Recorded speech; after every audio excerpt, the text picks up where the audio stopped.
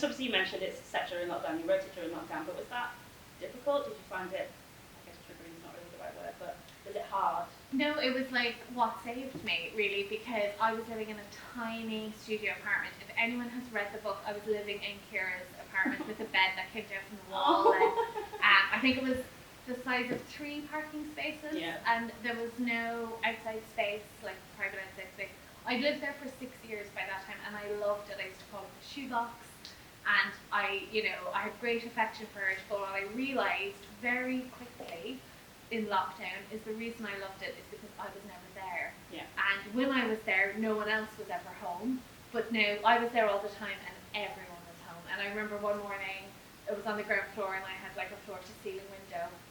And I opened my curtains, and there was a man outside, about 6 feet away, doing star jumps, facing in, so he could see himself reflected in my window. And that just became normal during lockdown.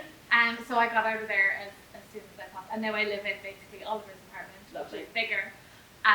But yeah, so it was great to have something to do. Like, I just don't know, because lockdown came into Dublin sort of 31st of March, and it was really the middle of July before we were back out, and then they brought us back into lockdown, but we won't get into that.